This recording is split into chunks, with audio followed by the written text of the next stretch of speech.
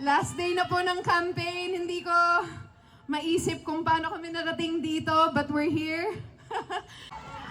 Ang gusto ko lang po sabihin, sobra pong pinaglaban kayo ni SV.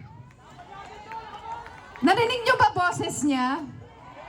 Hindi po ganun talaga yung boses niya. Minsan hindi siya paos. More than 1 month ko na yata hindi naririnig yung totoong boses niya. At saka,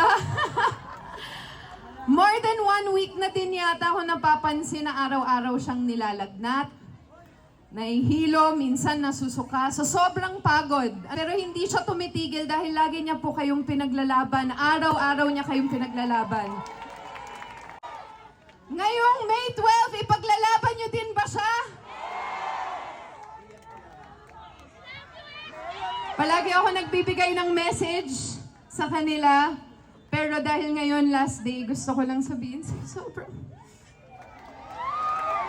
sobrang proud ko sa'yo. Sobrang proud ko sa'yo. Kahit nung una, sabi ko, hindi, huwag ka nang pumasok ng politika, please. Ang gulo niyan. Pero dahil busilak ang puso mo at alam ko kung anong pinaglalaban mo at gusto mo nang baguhin talaga ang Pilipinas. Sobrang proud ko sa'yo sa araw-araw mong pagsisipag. Hindi ka nadala ng takot. Pinilit mo talaga na lumaban. So sobrang proud ko lang talaga sa'yo at saka sa buong pamilya mo. Dahil tama po yung ginagawa nyo. At naniniwala ako na pag kayo na po talagang nakaupo, maraming magbabago.